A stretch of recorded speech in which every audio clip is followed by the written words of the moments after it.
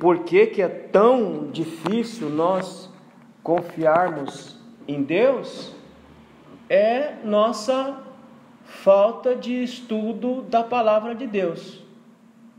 Porque não se pode confiar no nada, não se pode confiar no vácuo. Ninguém confia no nada. Nenhuma religião vai confiar no nada. Toda religião tem um objeto de crença. Seja ela qual for, tem. Até o ateu tem um objeto de crença, porque ele também não consegue viver sem confiar em nada. O objeto de crença do ateu é provar que Deus não existe. É um objeto de crença, mas ele precisa de alguma coisa para crer. Então, por que é tão difícil desenvolvermos essa crença? Um dos motivos é a maturidade cristã, que está ligado automaticamente à falta de conhecimento da palavra de Deus. Uma coisa está ligada à outra, uma coisa depende da outra, ou seja, crescimento depende de o quanto que eu analiso, tanto que eu estudo a Bíblia.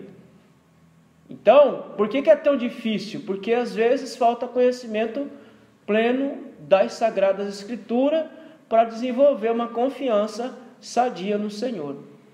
E um dos problemas é esse, que é gerado através dessa falta de conhecimento, que vai gerar essa falta de maturidade na vida de muita gente. Então é importante que a gente esteja sempre lendo, sempre estudando, para que nossa fé seja ancorada em alguma coisa, não no nada, não no vazio. Ela tem que ser ancorada em alguma coisa, tá certo? Então, lendo Efésios capítulo 3, versículo 7, a qual Paulo diz que foi feito ministro, nós entramos nessa questão sobre o que é maturidade. A forma mais comum usada por Paulo para definir cristão é dizer que eles são homens e mulheres em Cristo, não dentro de Cristo, como roupas em um armário, mas como os ramos que estão na videira e como membros que estão no corpo, ou seja, unidos a Cristo. Então, o que é maturidade cristã segundo a visão de Paulo? É estar plenamente unido a Cristo. Pode avançar. Como está lá em João, capítulo 15, em que ele diz que ele é a videira e nós somos os ramos. Recebemos dele força, recebemos dele seifa para poder produzir e produzir fruto. Qual é a qualidade, irmãos? Qual é a qualidade do nosso fruto que nós temos que produzir? Que tipo de qualidade tem que ter esse fruto? Segundo aquilo que está dito lá no Evangelho. João capítulo 15, volta lá. João capítulo 15. Qual é a qualidade desse fruto?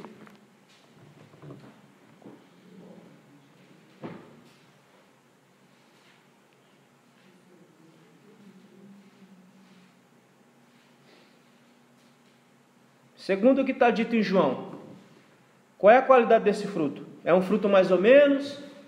É um fruto meia boca? Qual é a qualidade? Segundo o que está dito aqui no Evangelho, a qualidade desse fruto é aquele que permanece. Essa é a qualidade do fruto que temos que produzir. O fruto, ele deve permanecer segundo aquilo que João está dizendo aqui nesse texto. Ou seja, o meu fruto, ele não pode desaparecer comigo. Aquilo que eu faço, eu posso passar, mas aquilo que eu produzi, ou aquilo que eu produzo, isso tem que permanecer. Isso tem que ficar para aqueles que estão vindo, ou aqueles que estão participando junto comigo. Nenhum trabalho que eu faça, irmãos, pode desaparecer comigo. Porque se o meu trabalho que eu faço desaparece comigo, então quer dizer que o fruto que eu estou dando, ele não é um fruto que vai permanecer. Se ele não é um fruto que vai permanecer, é porque automaticamente eu não estou, como está dizendo o texto aí, eu não estou unido em Cristo. Porque se eu estiver unido em Cristo, o meu fruto ele vai permanecer. Ainda que eu passe, ainda que eu morra, ainda que eu mude para outro mundo, aquilo que eu fiz para o Senhor, ele vai permanecer. Por exemplo, nós estamos falando aqui do Evangelho que foi escrito há mais de 2000 anos por um homem que já morreu muito mais de 2000 anos. E nós estamos falando do Evangelho de João. Ele morreu, mas o fruto do trabalho dele permaneceu. Então o crente maduro é aquele que frutifica e aquilo que ele produz permanece na obra de Deus. Ela não desaparece na obra de Deus, ela continua permanecendo na obra de Deus.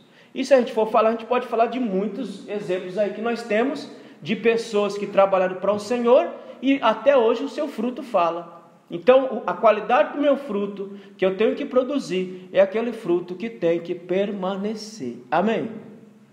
Irmão, não existe crente invisível. Não existe crente invisível e não existe crente que só foi chamado para ficar sentado. Amém ou não? Existe crente que foi chamado para ficar sentado no Evangelho? Sim ou não? Não, a pregar. Todo crente foi chamado para servir. Todo crente. Dentro da igreja, cada um tem sua função específica. Alguns têm sua função específica dentro da igreja. Mas nós não fomos chamados para servir dentro da igreja. Onde é que nós somos chamados para servir? Onde? Vamos ler? Vamos ler que a Bíblia responde qualquer pergunta que eu fizer essa manhã. Vamos ler Hebreus capítulo 13. Deixa eu ver se eu acho.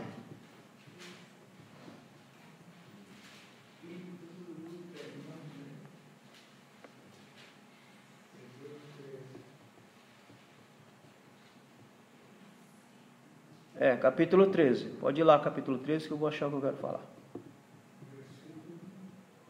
Espera lá. Vamos lendo aqui, eu acho o que eu quero falar. Permaneça o amor fraternal. E aqui o autor está terminando a epístola, então ele está dando vários conselhos aí para aquela igreja. Primeiro ele diz que tem que permanecer o amor fraternal. Não vos esqueçais da hospitalidade, porque por elas alguns, não sabendo, hospedaram um anjo. Quem hospedou o anjo, irmãos? Na Bíblia? É o versículo 13, saímos por ele fora do arraial? É esse aí. Mas aqui, quem hospedou o anjo no texto? Abraão. Abraão, sim. Está mentindo. Eu não sei se hospedou, mas falou por ele. O texto está dizendo, não vos esqueçais da hospitalidade, porque por ela alguns, não o sabendo, hospedaram anjos. O autor não tirou isso do nada. Ele tirou isso do texto sagrado. Quem foi esse homem ou esse ser que hospedou anjos? Procure na sua casa lá, você vai achar. Mas vamos pular para o versículo que eu quero aqui. Capítulo 13, versículo 13. Ele diz: saiamos, pois, a ele fora do arraial, levando o seu vitupério, porque não temos aqui cidade permanente, mas buscamos a futura. Portanto, ofereçamos sempre por ele a Deus sacrifício de louvor, isto é, o fruto dos lábios que confessam o seu nome. Saiamos, pois, a ele fora da porta do arraial. Aqui o autor está dizendo que Cristo foi crucificado fora da cidade de Jerusalém, chamada no Monte Caveira, que estava fora das cercanias da cidade. E ele está dizendo, é lá fora que nós temos que buscar ele para servir. Enquanto os religiosos, os fariseus, escribas estão fechados dentro de Jerusalém, nós temos que sair lá fora para servirmos a ele. E é lá fora que o nosso fruto vai se dar. E é lá fora que nós vamos fazer, o nosso fruto vai permanecer. Não que aqui dentro não permaneça também.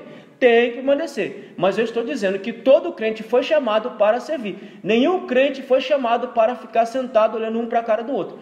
Todo crente foi chamado para servir ao Senhor. E esse serviço, o que você faz, tem que permanecer. Não é você que vai permanecer, é o que você faz que vai permanecer. É alguém que vai lembrar, é alguém que vai dizer, fulano de tal passou por aqui, fez tal obra, fez tal. Mas não é para a glória do Senhor, é para a glória daquele que lhe chamou. Então por isso que ele diz, saiamos, pois, a ele para fora da porta do templo. E aqui, versículo 15, e temos que dar fruto dos lábios que confessam o seu nome. Então, irmãos, maturidade cristã significa estar ligado a Cristo de tal ponto que eu consiga trabalhar e frutificar. Eu estava orando hoje e pensando comigo mesmo. Irmão, eu não entendo como é que os crentes deixam de se derrotar com tanta facilidade. Sabe por que eu não entendo? Não é porque eu aprendi num banco de faculdade, não. É porque eu aprendi na lida. Eu aprendi vivendo todo santo dia. Eu tenho 30 anos que eu sirvo a Deus nesse lugar. 30. Eu já fui chamado de um tudo aqui dentro. Já me acusaram de um tudo aqui dentro. Mas ninguém me faz parar. Nenhum filho do cão me faz parar. Nem os de fora, nem os de dentro. Porque os senhores não se espantem, não. Porque dentro da igreja tem filho do cão. Amém ou não amém? Porque aqui dentro tem o trigo e o joio. O joio é quem? Filho de Deus ele não é. Porque se ele fosse filho de Deus, ele faria as obras dos filhos de Deus. Se ele não é filho de Deus, ele é filho de alguém. Não existe pai sem filho. Ou tem? Todo filho tem um pai. Então esse joio tem que ser pai, filho de alguém. Se ele não é filho de Deus, ele é filho do Belial. Então, querido, eu não achei nada até hoje na minha vida que me fizesse parar, que me fizesse retroceder no Evangelho, que me fizesse retroceder naquilo que faço. Não achei, até agora não achei. Também não procuro não, viu, irmão? Não procuro não fico caçando não. Mas as circunstâncias da vida, ela vem chegando e aí você vai vendo quem é quem nesse mar de loucura que a gente está vivendo. Porque eu pensei o seguinte: se Jesus, como diz o autor, foi vituperado, foi vilipendiado, foi acusado sem ter culpa no cartório, foi humilhado sem precisar passar pela humilhação que passou, fez tudo o que ele fez e ele não retrocedeu, por que eu, um comedorzinho de arroz e feijão, vou retroceder diante de qualquer coisa, de qualquer situação que me chega na minha vida? Por quê? Eu não tenho razão, eu não tenho motivo para largar do arado, para deixar. Eu só posso fazer continuar, porque eu sei que no fim dessa história haverá uma recompensa. E não trabalho por conta da recompensa. Não trabalho por conta da recompensa. Eu trabalho para poder ter acesso na eternidade. A maior recompensa de um cristão qual é? Entrar na eternidade. É eternidade, esse é o nosso alvo. É entrar na eternidade. Então eu não consigo compreender, eu não consigo entender como é que pessoas que dizem que estão em Cristo, que Cristo está nela, que está na videira verdadeira, por qualquer razão, larga esse negócio. Por qualquer razão, vira a cara. Por qualquer razão, vira as costas. Não é para mim. Não é para um corpo de obreiro que se vira as costas. Se vira as costas para aquele que lhe dá vida.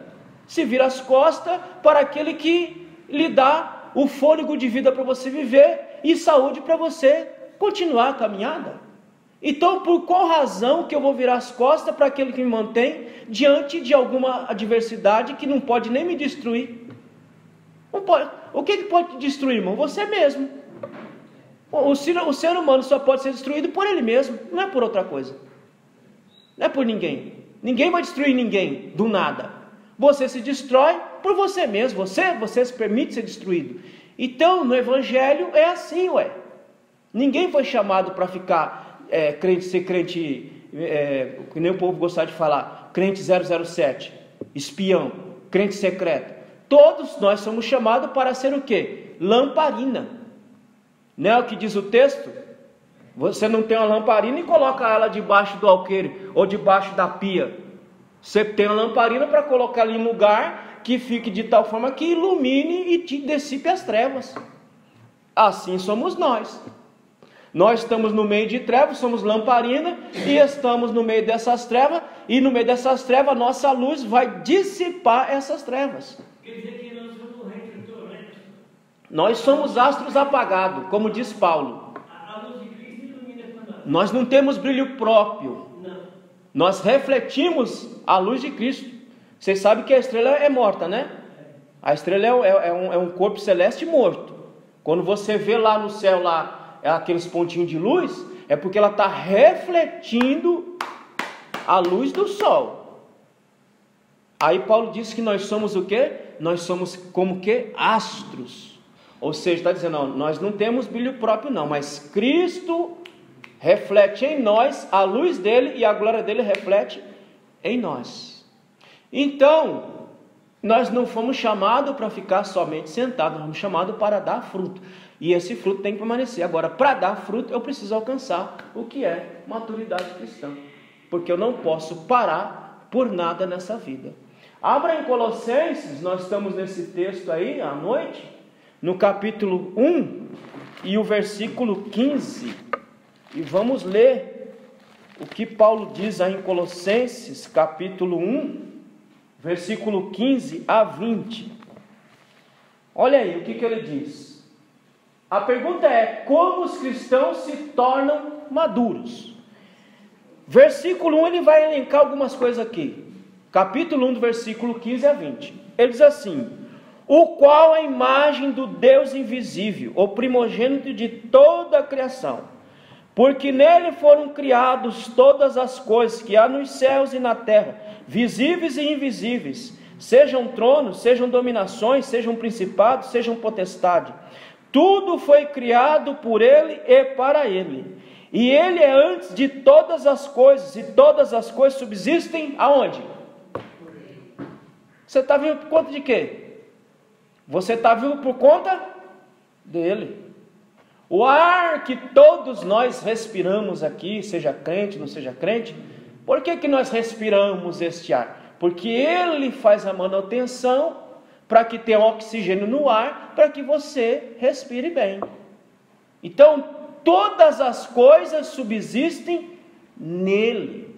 Então, é a ele que eu vou servir, para ele que eu vou fazer, e eu fazendo para ele, que é aquele que subsiste, aquele que existe, que está acima de tudo e de todos, é a ele que eu vou fazer para que o nome dele seja glorificado, para que o nome dele seja exaltado, para que o nome dele seja engrandecido. Qual é a finalidade do crente maduro na fé?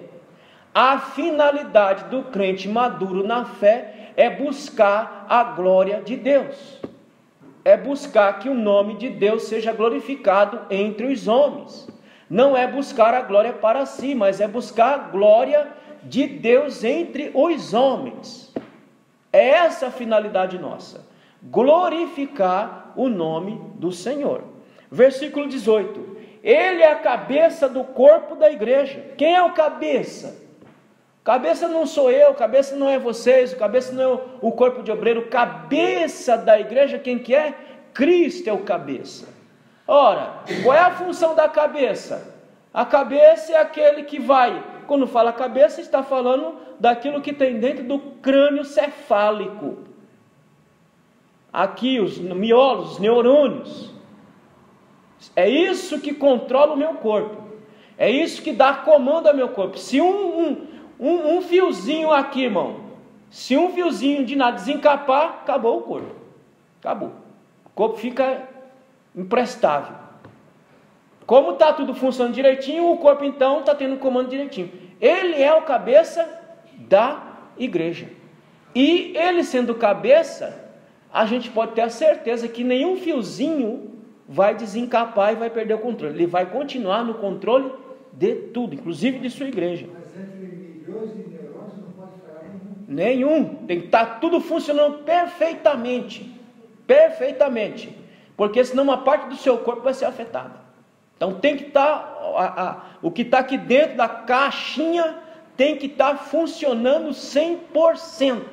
Não pode funcionar 80%, não pode funcionar 70%, tem que funcionar 100%, porque se não funcionar 100%, o corpo não terá o comando que precisa ter. Tá certo? Então a gente pode ter uma certeza que Cristo é o cabeça. Fala, meu amigo. Quer dizer que Cristo é a mente e nós somos o corpo que obedecemos à mente. Se o nosso corpo obedece à nossa mente, nós também devemos obedecer a Cristo. Porque ele é o cabeça.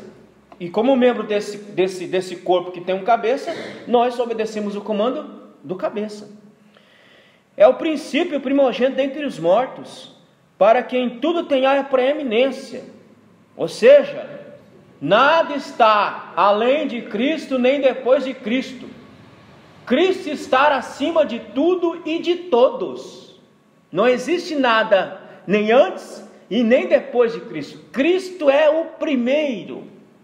Dentre a ressurreição, Ele é o primeiro, Ele é a primícia. É Ele que deu a certeza, a segurança de que, assim como Ele ressurgiu, ressuscitou em corpo glorificado, assim também nós seremos. Ele está dando a garantia para nós que o que aconteceu com Ele também acontecerá conosco. Por isso que Paulo coloca aqui que Ele é a preeminência. Ele é o primeiro. Ele é o primeiro e Ele é o último. Ele é o alfa e Ele é o ômega. Entre a primeira letra do alfabeto grego e a última, Ele continua sendo tudo. De todo o alfabeto, Ele continua sendo exatamente tudo. Por isso que Ele é a preeminência. Verso 19: porque foi do agrado do Pai que toda a plenitude nele habitasse, todo o poder nele habitasse. Verso 20: o que havendo por ele feito a paz pelo sangue da sua cruz, por meio dele reconciliasse consigo mesmo todas as coisas, tanto as que estão na terra, como as que estão nos céus. Que haja equilíbrio, que haja ordem, que haja paz, que haja harmonia. Tudo isso, querido, se faz nele. Paulo vai dizer aqui no texto, nós vamos ver depois, à noite, que tudo converge nele. Tudo que existe, tudo que foi criado, converge nele ou volta-se para ele, para que o nome dele seja glorificado entre os homens. Então, como se tornar maduro? Avança. Primeiro, eu tenho que entender que Ele é Senhor da criação. Amém? Amém. Crente maduro tem que compreender, Ele é o Senhor. Se Ele é o Senhor, eu sou o quê? Se Ele é o Senhor, eu sou servo. E como servo eu faço o quê? Simples assim. O crente maduro entende que Ele é o Senhor. Senhor de toda a criação, inclusive da minha criação. Se Ele é o Senhor da criação e eu sou a coroa dessa criação, fui criado por esse Senhor, então eu sou o servo que tem que obedecer o Senhor. Querido, vamos voltar um cadinho aqui. Vamos lá para 1 Coríntios. Uma igreja que estava faltando esse entendimento aqui, viu? Se essa igreja aqui tivesse entendimento aqui, não teria passado por tanto problema como passou essa igreja aqui. Lá, Paulo vai dizer no capítulo 3 das discórdias que estava havendo entre eles lá. Deixa eu ver se eu acho o texto que eu quero aqui. Primeiro 1 Coríntios capítulo 3, versículo 4. Porque ele diz assim, ó, versículo 4. Porque diz um, eu sou de Paulo, e outro, eu sou de Apolo. Porventura, não sois carnais? Pois quem é Paulo e quem é Apolo, senão ministros pelos quais crestes, e conforme o que o Senhor deu a cada um? Eu plantei, Apolo regou, mas Deus deu o crescimento, porque quem faz tudo em todos é Ele. Se eu entender que Ele é Senhor e que eu estou sob o comando desse Senhor, eu só posso fazer obedecê-lo. Agora, irmão, como é que eu vou obedecer a alguém que eu não conheço? Tem como? Não tem como. Você só obedece quem você conhece. Se você não conhecer, não tem como você obedecer. Como é que você vai obedecer a um desconhecido? A não ser por força da coerção. Quando você entra no trabalho, há uma coerção, há uma obrigatoriedade de você obedecer um líder, um encarregado que seja, mas sem conhecer. Mas isso é por baixo da coerção. Mas não tem como obedecer de forma amorosa se eu não conhecer aquele a quem eu vou obedecer. Porque no trabalho você obedece porque você é obrigado. Você pode até não gostar lá do seu encarregado, do seu chefe lá. Você pode até não ir com a fachada, mas você tem que obedecê-lo porque você depende dele para ganhar o teu salário. Mas a obediência aqui é diferente. A obediência aqui tem que ser amorosa. Para amar alguém, o que precisa, irmão? Como é que faz para amar alguém?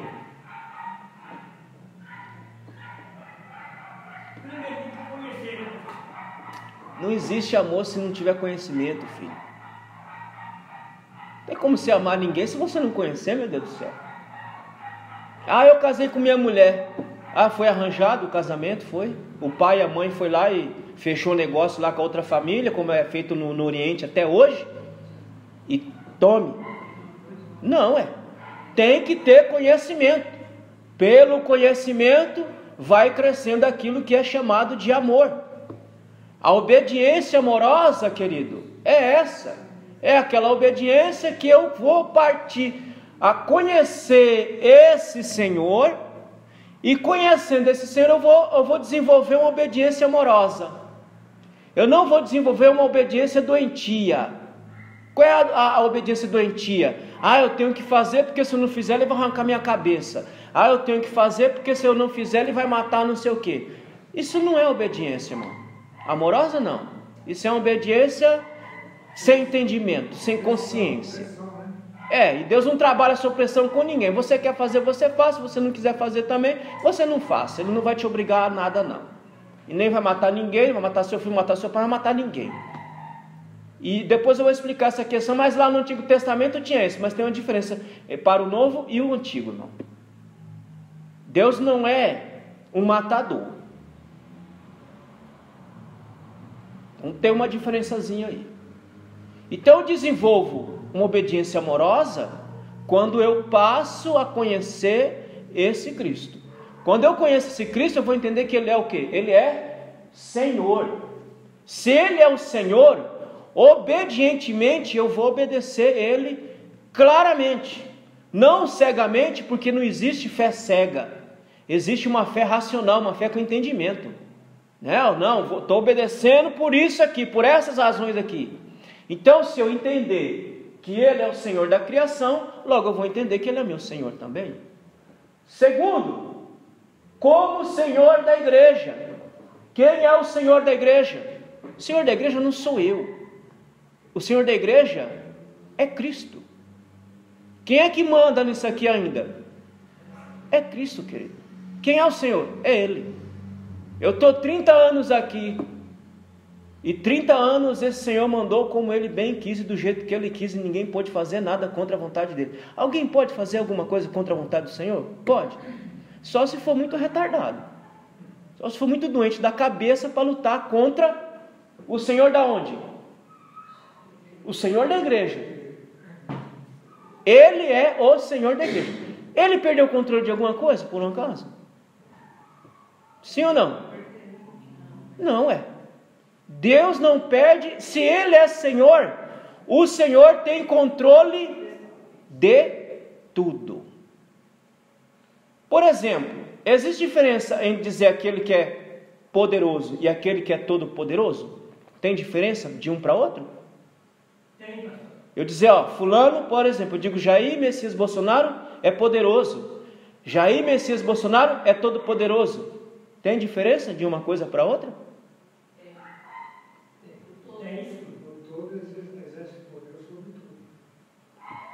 Deus não é poderoso. Porque se Ele fosse só poderoso, Ele seria mais um dentre muitos poderosos que nós temos no mundo. A Bíblia diz que Ele é todo poderoso. Ele abarca todo o poder, possível e impossível. Ele abarca todo o poder, está na mão dEle. Portanto, se está na mão dEle, indica que Ele não perdeu o controle de nada, ainda que eu tenha a sensação que Ele perdeu o controle, mas Ele não perdeu o controle de nada. Deus, irmãos, não está escrevendo a história. A história já está escrita desde a eternidade. Tudo que eu vejo acontecer, tudo que eu vejo surgir, já está determinado desde sempre. Não é que Deus está lá no céu, trabalhando e fazendo as coisas acontecer. Não. Deus já determinou todas as coisas antes da fundação do mundo. Não é o que nós lemos lá em Efésios? Que a nossa redenção se deu aonde? A nossa redenção não se deu no tempo, a nossa redenção se deu na eternidade. Antes da fundação do mundo, a nossa redenção já estava pronta. Antes de Ele criar todas as coisas, tudo que nós vemos acontecer, já estava previsto que iria acontecer, porque Ele é o Senhor da história. Quem é o Senhor da história? Tem que ser Deus, ué. E se você quiser ter certeza que Ele realmente é Senhor da história, então leia Daniel. Leia Daniel capítulo 2, que acho que é o sonho do Nabucodonosor. Leia, Daniel escreveu no ano 600 a.C. Pega um livro de história geral. Pega um livro de história geral e vá conferir se aqueles reinos que ele estava dizendo no ano 600, se não aconteceu um após outro. Se aconteceu um após outros, é porque quem falou tem domínio sobre a história, escreve a história e faz a história. Ele é o Senhor da história. Ora, se Ele é o Senhor da história, quem dirá? Ele é o Senhor dos comedores de arroz e feijão. Ele é o Senhor da igreja. Ele não perdeu o controle de nada. É Ele quem manda, é Ele quem decide, é Ele quem faz todas as coisas acontecerem exatamente do seu jeito. Por isso que nada pode nos espantar, nada pode nos deixar em sobressalto. Não, e agora? Agora nada, irmão. Agora que a igreja tem um Senhor. Ele é a imagem e plenitude de Deus, ué. Ele não é, eu já expliquei a vocês que não se pensa em trindade dessa forma. Deus Pai, Deus Filho, Deus Espírito Santo. Se pensa em trindade de forma linear, porque não tem nem maior e nem menor. O mesmo poder que Deus tem, o Filho tem, o Espírito tem, portanto, são co-iguais, co-eternos, coexistem, juntos, são o que são, Deus. E Cristo é a completa imagem de Deus. Como ele falou, alguém perguntou para ele, nos mostra o Pai. Mas meu Deus do céu, vocês já estão comigo, e vocês ainda não viram um Pai, ué? Vocês estão aonde? Vocês estão andando comigo mesmo ou vocês estão andando com um capeta? Porque se vocês estão andando comigo, já era para vocês terem visto a imagem do Pai em mim, porque eu sou a plenitude da imagem de Deus. Ele é exatamente aquilo que Ele é, Deus. Ele planificou, Ele mostrou para o ser humano quem é Deus. Quem é Deus, irmãos? Deus não é um justiceiro cego, louco, que está lá no céu babando, esperando uma escorregadela minha para me matar ou arrancar minha cabeça. Deus é amor. Ele é tão amoroso que o que Ele fez?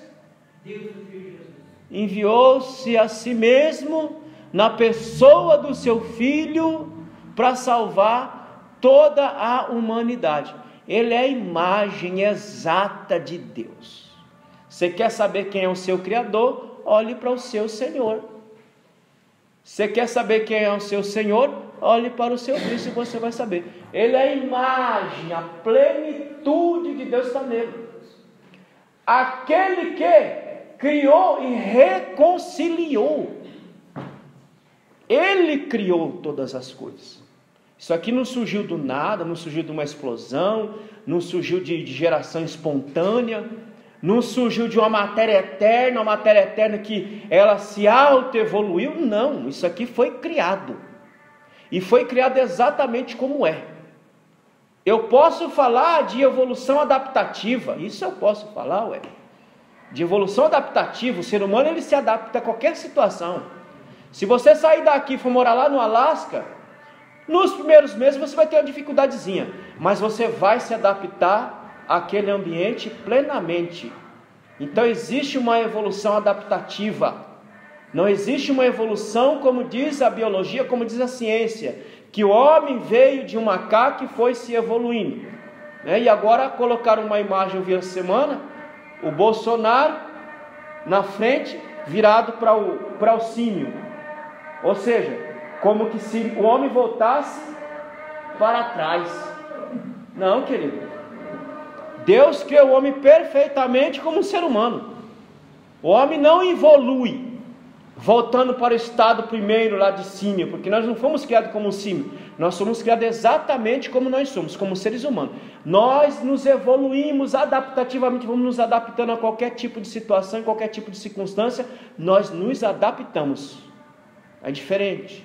Então, Ele é aquele que criou todas as coisas e reconciliou todas as coisas consigo mesmo, porque no pecado houve uma desestabilização generalizada.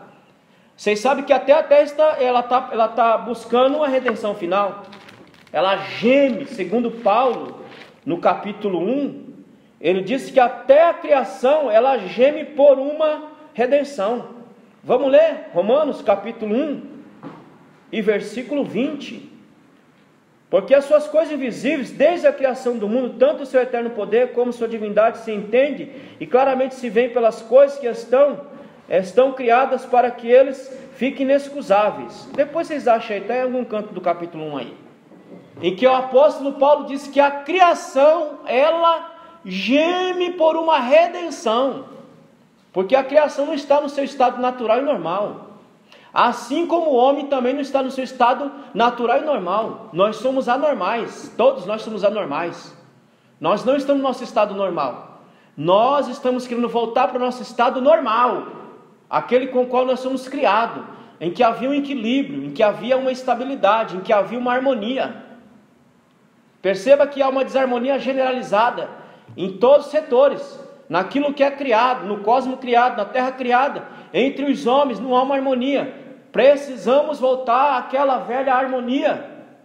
E como é que a gente faz isso? Está lá, ó, aquele que criou e reconciliou. E Paulo vai dizer lá no Efésios capítulo 2, que ele reconciliou consigo mesmo todos os homens. Ora, irmão, o crente maduro, ele vai entender que ele é o Senhor da criação. Cristo é o Senhor da criação. Ele vai entender que ele é o Senhor da igreja. Ele não vai ficar pasmado, assustado, apavorado com o que acontece na igreja. Eu estava vendo nessa semana, a semana passada eu acho, quando eu vi lá uma discussão de uma grande denominação que está passando por uma transformação assim radical e acelerada. E eu vi lá no Facebook da pessoa uma discussão sem pé e sem cabeça, uma ofensa, uma linguagem feroz. E eu escrevi lá, eu digo, calma minha gente, calma, vocês estão numa rede, que é vista por milhões de pessoas, e pessoas que não são crentes. Vocês estão expondo assuntos internos de vocês que não era para ser tratado aqui. Aqui é para falar de evangelho, aqui é para falar de Jesus, aqui é para falar do Senhor da igreja, do Senhor da criação. Aqui não é lugar para ficar tratando de questões internas. Questões internas se tratam internamente, mas não faça isso aí, porque você acaba afastando as pessoas de Cristo.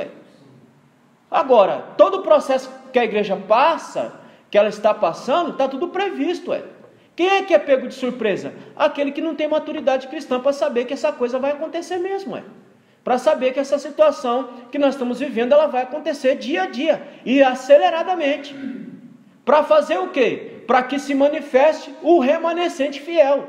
Porque, irmão, o remanescente fiel ele vai surgir no meio dessa baderna que nós estamos vivendo aqui.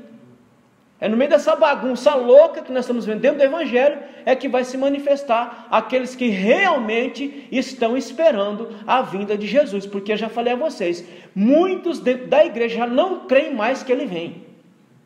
Já não creem mais. Por que não creem mais? Porque a forma como vivem, denunciam. Porque quem crê que Jesus vem, irmão, se aproxima dele todo santo dia. Amém ou não amém? Quem crê que Jesus vem, vive como que se ele viesse agora. Mas a descrença está tão grande, principalmente dentro da igreja, que as pessoas estão vivendo como que se ele não viesse mais buscar a sua igreja. Então isso é um processo natural.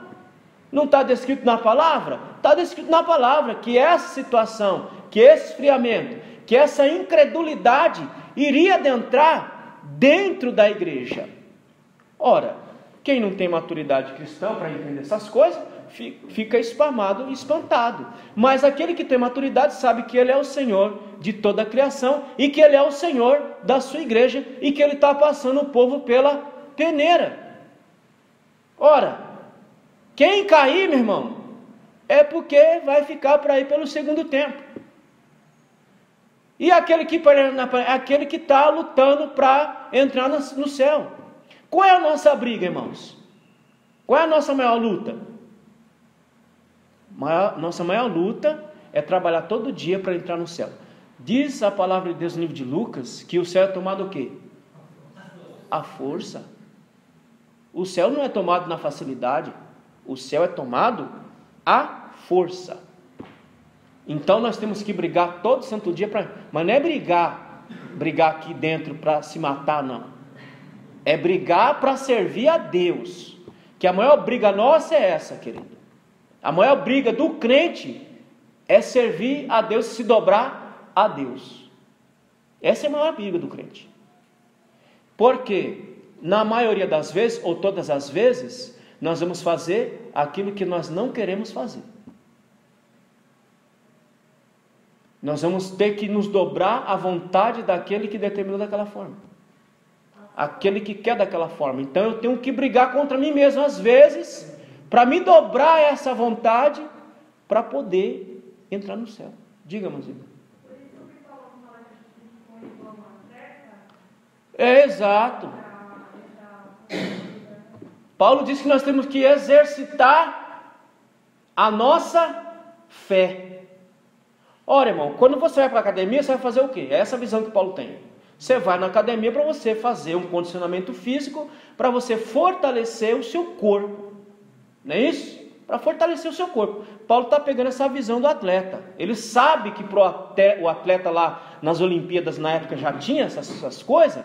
Ele sabe que para o cara ganhar, ele tinha que empregar uma força danada para poder alcançar o objetivo, que era ganhar lá o negócio lá. Ganhar lá o concurso, sei lá como é que chama. A competição. Então ele ficava observando o atleta antes, vendo o que o atleta faz para poder ter um desenvolvimento tão tremendo como ele tem. Como é que ele faz para chegar em primeiro?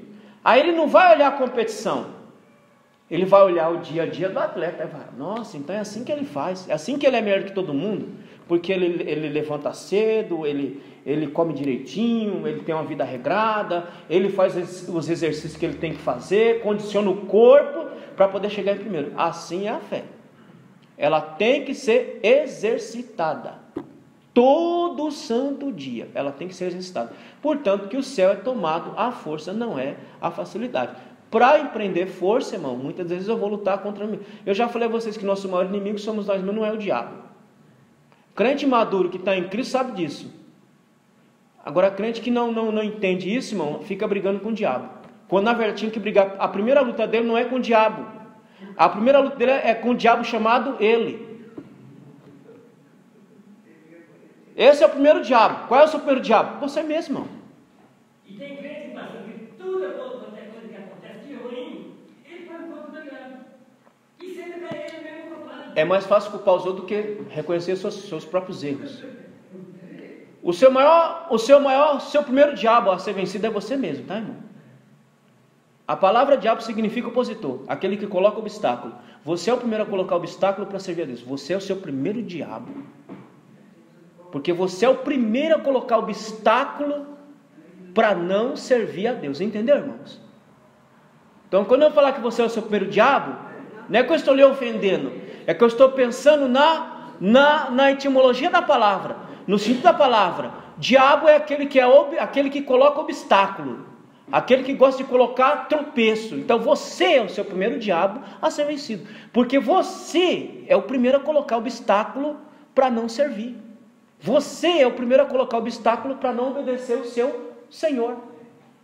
Aí é claro, depois que você já foi seu primeiro diabo, aí você chama o seu segundo parceiro, que é ele mesmo.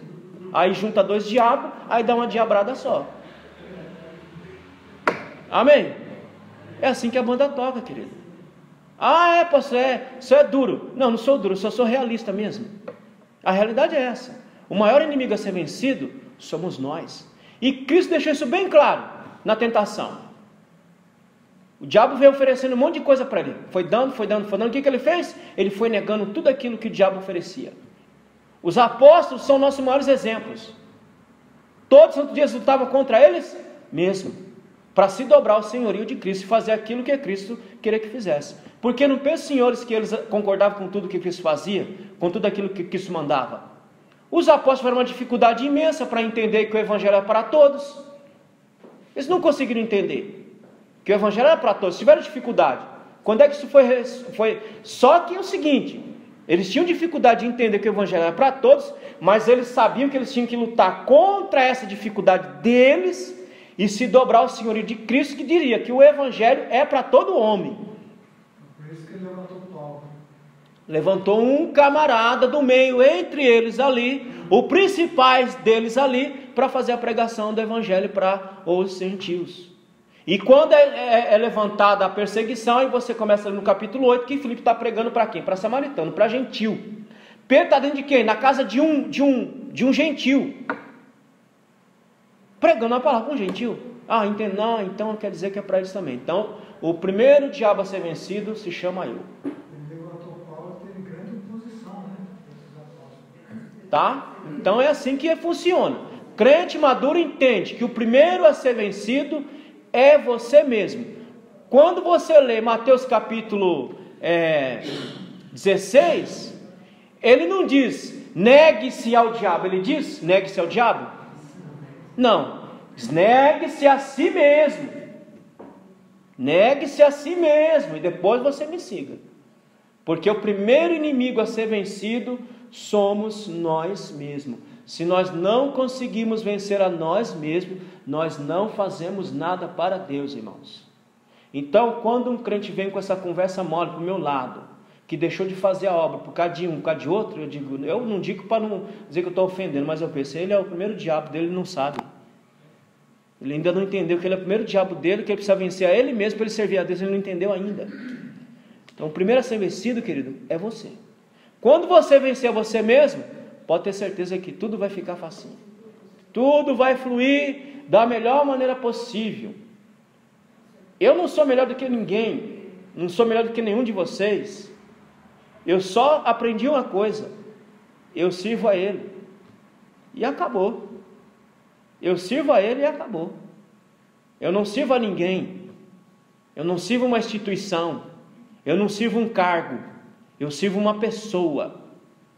Uma pessoa que é o Senhor da criação, Senhor da igreja, e que nele tem a plena imagem de Deus. E que reconciliou tudo nele.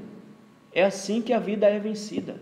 É assim que você continua esperando a vinda do Senhor até Ele vir no arrebatamento ou Ele chamar você. Tá? Dessa forma. Deixemos de lado Jesus insignificante, fraco, popstar, político e revolucionário. Eles são caricaturas. São imagens daquilo de um Cristo que não existe. Esse Cristo insignificante. Qual é? É um Cristo que não manda na sua igreja. É um Cristo que tolera tudo. Ele não disse, vinde a mim e continue como está. Ele diz, vinde a mim. Mas vinde a mim e se converta. Vinde a mim e se trabalhe todo dia. Então ele não é esse Cristo insignificante, fraco. Um Cristo que tolera tudo. Um Cristo que não lida com justiça e juízo sobre os seus filhos. Ele é um Cristo amoroso, mas ele é um Cristo justo. E é um Cristo justo que disciplina e corrige os seus filhos. Porque quer o bem dos seus filhos, quer os seus filhos servindo a Ele, quer os seus filhos crescendo diante dele. Então ele não é esse Cristo fraco, popstar, político, revolucionário. A igreja hoje se tornou uma politicagem dos infernos. Uma politicagem desgraçada, suja, nojenta, podre. Literalmente. E é por isso que aqui eu não permito politicagem. Nem de fora, nem de dentro. É por isso que aqui quando vocês vão votar, vocês não sabem nem quem vocês vão votar. Vocês vão por aquilo que desorientar a cabeça de vocês. Aqui não tem 30 dias de antecedência para se apresentar os candidatos para ficar com politicagem. Aqui não é lugar disso. Aqui tem um Senhor, e se ela tem um Senhor, é Ele quem comanda, é Ele quem coloca, é Ele quem tira, é Ele quem decide. Aqui não é lugar disso. Mas, querido, infelizmente, as coisas lá de fora vêm impregnando a igreja de Cristo e que virou uma politicagem medonha, em que você vê a liderança se aliando com a politicagem, e isso não vai dar boa coisa, irmão. Casamento entre igreja e política, na história da igreja, nunca deu nada que preste. Só deu coisa ruim. Nunca gerou nada que preste. A começar do século IV. Antigamente o pessoal falava, ó, o cristianismo que nós temos, ele nasceu com Constantino. De fato, é verdade. Esse cristianismo que nós temos, ele nasce lá com Constantino. Quando ele começa a tirar o cristianismo da ilegalidade, e depois lá na frente, eu esqueci o nome do imperador, vai colocar o cristianismo como uma religião oficial. Aí, meu irmão, aí degringolou e está degringolado até agora. Então, política e igreja não orna, não casa. Política e poder, política e igreja não casa. São coisas que estão e são diferentes, são poderes diferentes, são objetivos diferentes, são buscas diferentes. A política busca as coisas da onde? Da terra. A igreja busca o quê? Ela busca as coisas dos céus. Então são coisas equidistantes. Temos nossos representantes lá? Temos. Então eles que façam o trabalho deles lá. E façam da melhor forma possível para que a igreja, não somente a igreja, mas a sociedade como um todo, seja beneficiada. Porque a política ela foi dada para beneficiar a todos, não a parcela. Se eu trabalhar com política, vou colocar lá meus candidatos lá, vou colocar meus senadores, meus deputados, meus vereadores, meus governadores, meus prefeitos, meus secretários, para trabalhar ao nosso favor. Está errado. Está errado. Cristo, por um acaso, trabalha no favor de um e de outro? Não, ele trabalha a favor de todos. Então, a política ela serve para trabalhar para todos, mas como o homem, em tudo aquilo que toca, degenera tudo, estraga tudo, é isso que a gente vê. Então ele não é um líder revolucionário e muito menos político. Avança, por favor. Como os cristãos se tornam maduros? Onde encontramos o Jesus autêntico? Ele deve ser encontrado na Bíblia. O Jesus autêntico, aquele que me faz crescer, aquele que me faz amadurecer, está na Bíblia. Irmão, por que quando a gente fala de exemplo de espiritualidade, as pessoas fazem biquinho e torcem o narizinho? Porque o nosso maior exemplo de espiritualidade quem é? É Moisés? O nosso maior exemplo de espiritualidade é Cristo. Você quer ser crente espiritual, crente maduro, Cristo. É por isso que tem 4 evangelhos. 4 evangelhos falando da mesma pessoa. Se um evangelho está pouco para você aprender, você tem mais 3 para você aprender. E se os evangelhos estão pouco para você aprender, você tem as epístolas que desdobram aquilo que está dito no evangelho. Você não está conseguindo compreender o que está dito lá nas histórias? Vai para as epístolas, que as epístolas vão desdobrar quem é o nosso Cristo. Então, o crente maduro, ele encontra Cristo aonde? Na Bíblia.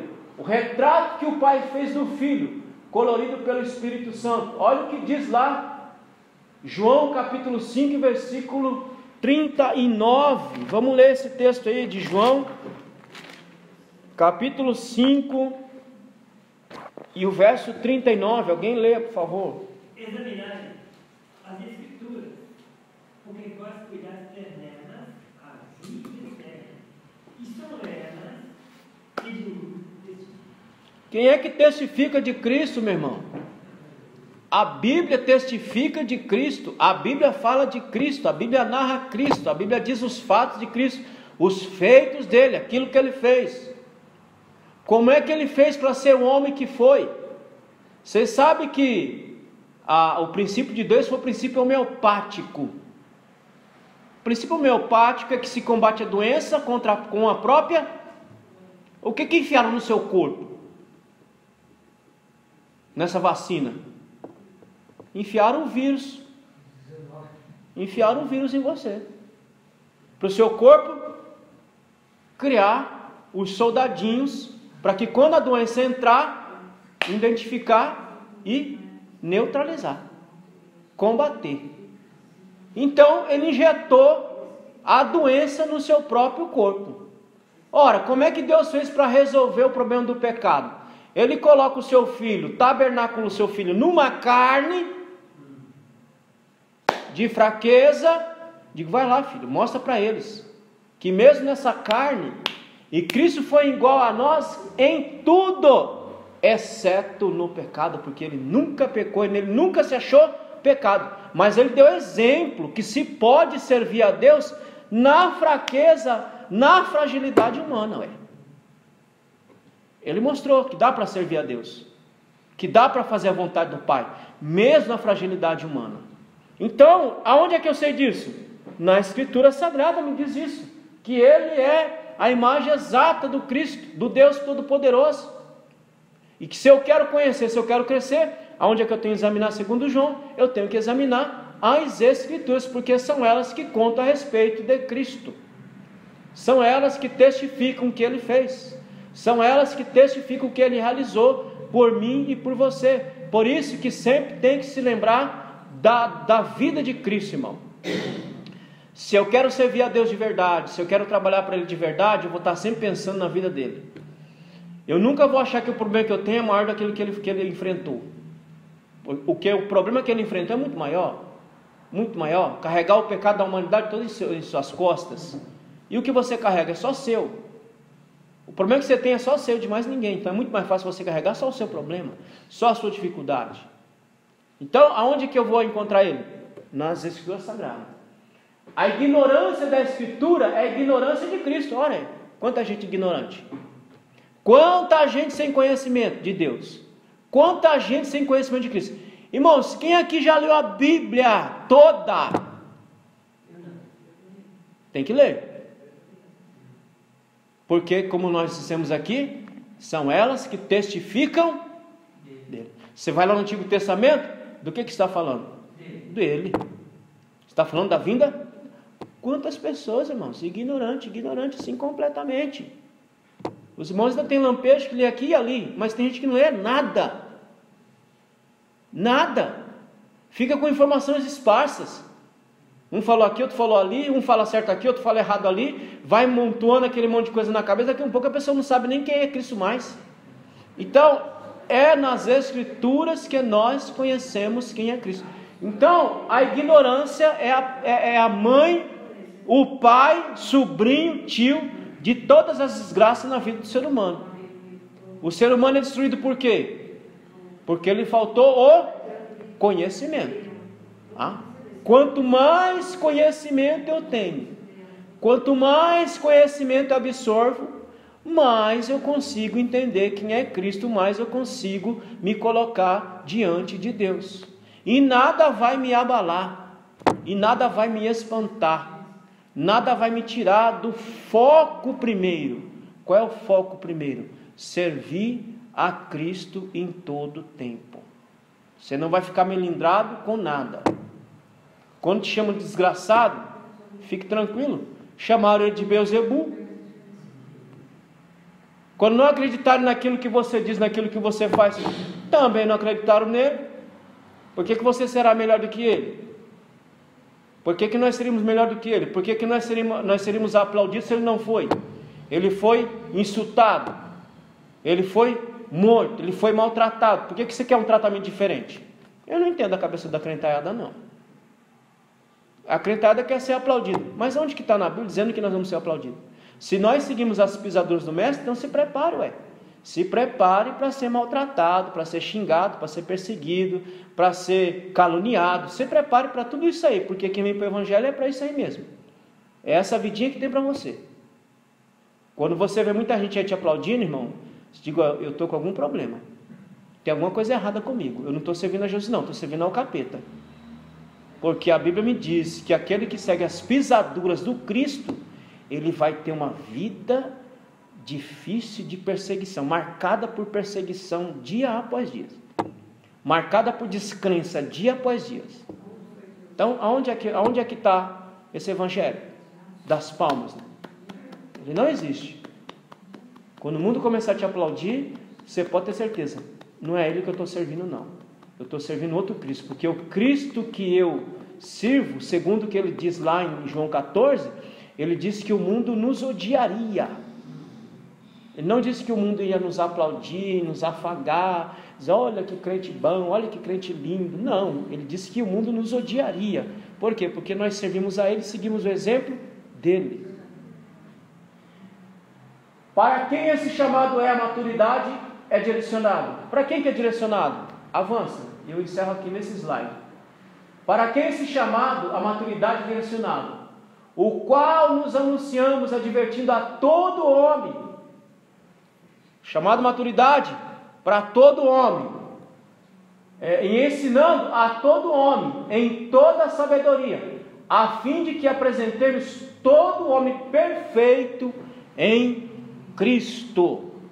A maturidade, irmãos, é para todo homem que está em Cristo Jesus. O homem que está servindo a Jesus não pode ser um menino na fé a vida toda. Há um período de infância na fé? É claro que há, porque estamos iniciando. Mas à medida da caminhada, nós vamos crescendo, nós vamos amadurecendo, nós vamos desenvolvendo a nossa vida espiritual diante de Deus. Irmão, quantas pessoas estão angustiadas porque Cristo não levantou ninguém para profetizar para ele, ou para mostrar nada para ele? Quantos crentes apavorados com isso aí? Ai, mas Cristo não falou como isso. Como é que não falou? Cadê a Bíblia? Cadê a palavra? Ah, mas Deus não levantou ninguém para falar comigo. Mas cadê a palavra? Cadê a Bíblia? Deus fala com a gente toda hora que a gente abre a palavra, Ele está falando. Toda hora Ele está falando. Ele só vai falar, levantar alguém na hora que Ele quiser, irmão. O crente maduro, ele tem que viver com isso. Ele tem que saber que Deus está com ele, e que toda hora que ele abre a palavra, Deus está falando com ele. Não é abrir tipo assim, vou abrir para ver onde Deus fala comigo. Não, não é assim não. Abra direitinho. Faça a leitura ordenada e sequenciada. Comece pelos evangelhos, eu vou começar a falar com você pelos evangelhos. Vai para as epístolas, ele vai falar com você. Apocalipse, vai para o Antigo Testamento, ele vai falar com você. Mas tem gente que fica apavorado. Ah, mas Deus não falou nada. Ah, mas eu não disse nada. Ah, mas Deus não mostrou nada. Ué. E por conta disso você não vai andar? Você não vai viver? Você vai deixar de crer? Nós cremos, não é por aquilo que Ele fala e mostra. Nós cremos por aquilo que Ele diz, que está na Bíblia, na palavra. E não é toda a boca que abre e diz assim diz o Senhor, que eu tenho que acreditar. Não é. Diz João que toda palavra, toda profecia inspirada, não é nem inspirada, toda palavra profética que é dada, ela tem que ser feita o quê? Segundo João, ela tem que fazer o quê? Julgar. Não é nem esperar acontecer, é julgar.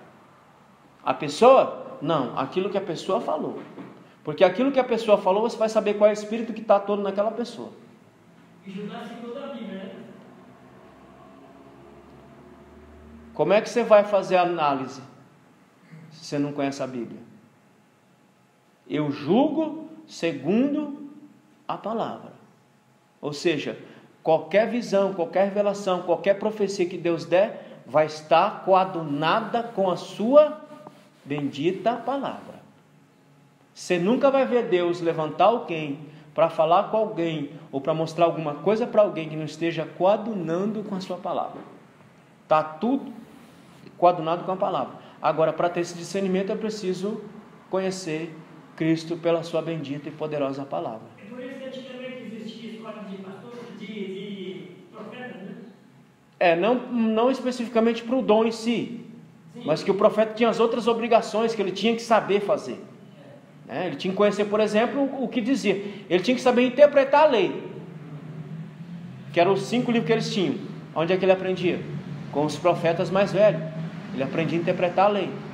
Mas quando Deus queria dar uma palavra inspirada, então ele colocava a palavra dentro do profeta. E quando o profeta dizia, assim diz o Senhor, o povo sabia, é Deus falando. Então, querido, maturidade cristã nós alcançamos à medida que nós meditamos, à medida que nós estudamos a palavra do Senhor. Maturidade cristã não vem de graça. Maturidade cristã não cai do céu. O que caiu do céu foi a salvação. Agora, como diz Paulo, eu tenho que desenvolver a salvação. Não é desenvolver a salvação em si, porque ela já está completa e dada. É desenvolver a minha maturidade, o meu crescimento espiritual. É esse que eu tenho que desenvolver todo santo dia diante do Senhor. Quando você faz lá o seu devocional, quando você para sentar, para estudar, para meditar na palavra, você está buscando o crescimento diante do Senhor. E quando é que nós crescemos? Irmão, a gente cresce até o dia que nós estivermos vivos, com esse olho aberto, nós vamos crescer até o último dia de vida. Nenhum cristão pode achar que aprendeu tudo. Não aprendemos tudo, não. A gente vai aprendendo dia a dia. É a conta-gota. A conta-gota. Então, todo dia eu aprendo alguma coisa nova diante de Deus. Então, todo dia eu tenho que estar estudando a palavra de Deus para poder servir a Ele em todo o tempo. Tá bom? Deus abençoe os irmãos.